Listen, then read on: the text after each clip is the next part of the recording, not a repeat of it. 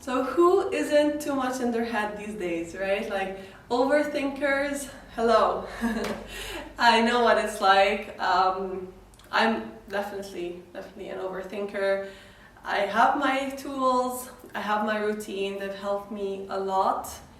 But I still find myself sometimes overthinking, which can lead to sleep issues. So if you have problems falling asleep, this is also a really great sequence to do.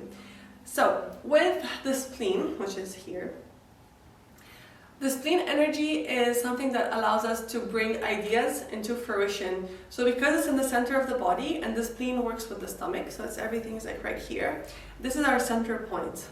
The center point being between the heavens and the earth, being between thought and material world. So this is where you get things done.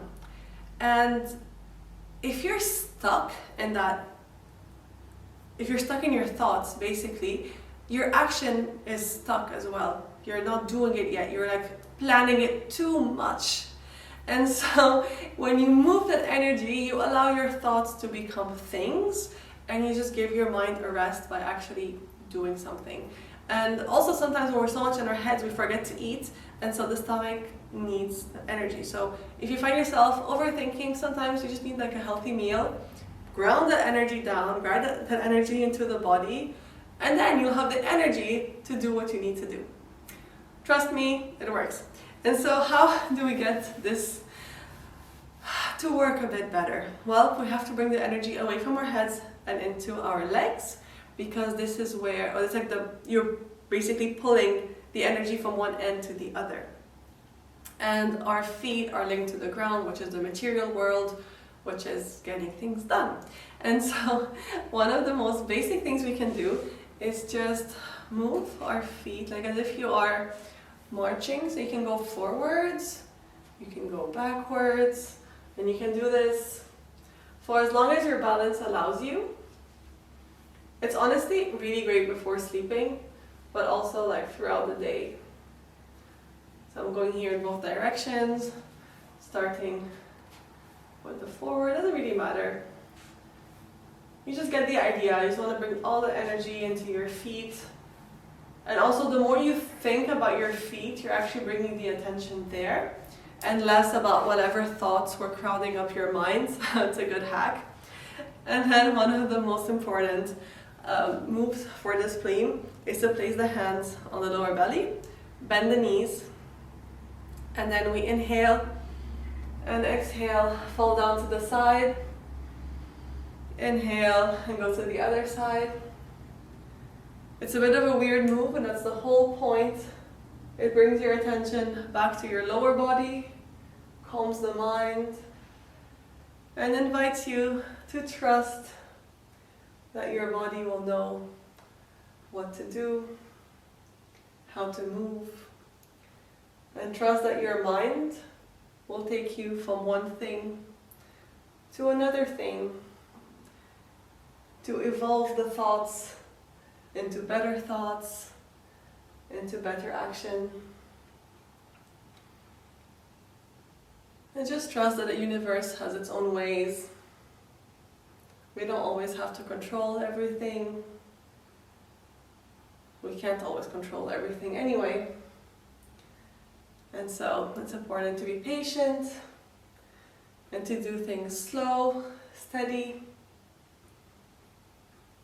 And this move helps us because it's a weird move that you can't really do much faster. And you can also place your hands above you with a space between your hands, like this, and you look through that space. And so, as you do that, you really can't be thinking about anything else. It's a very good practice.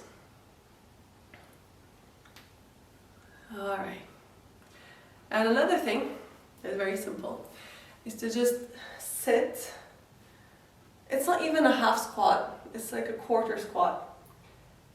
With your hands on your lower belly and just stay there.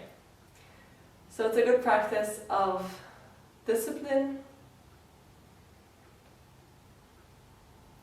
And another thing that's important with the spleen is, well, you want the clarity of mind, right?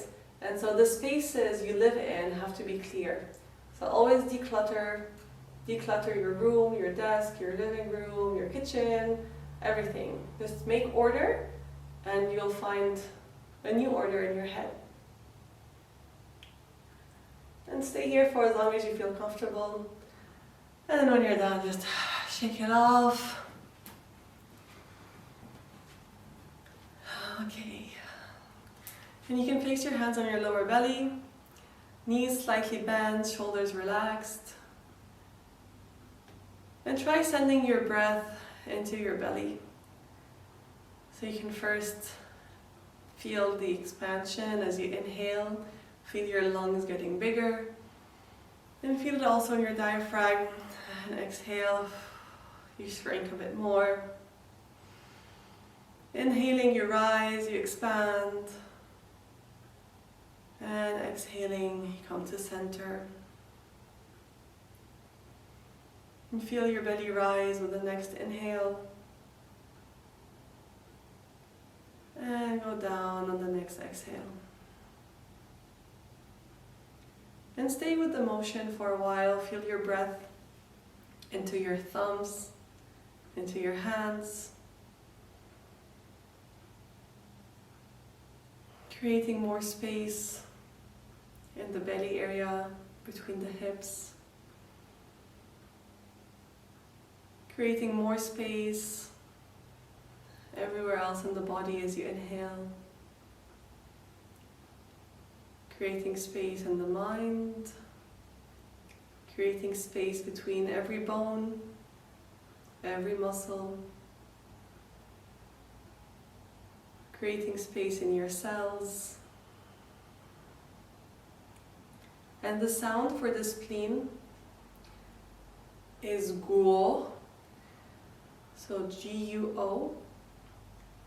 And in general, any U sound or O sound is very guttural. And so if you really want to have a deep guo, it has to come from your belly, not from the throat. So let's try this together. Let's inhale and exhale. Guo.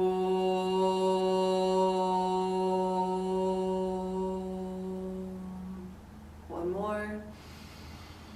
Inhale and exhale, release.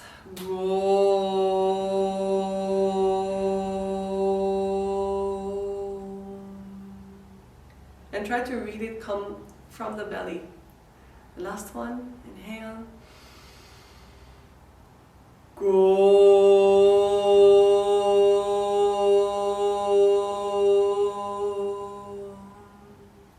It's a very grounding sound, and it starts with a G, like grounding, grounding, so you can remember it that way. And it just helps you bring that energy to the lower part of the body. And now that we are moving on to the lower part of the body, we're going to be looking at the large intestines and issues of letting go.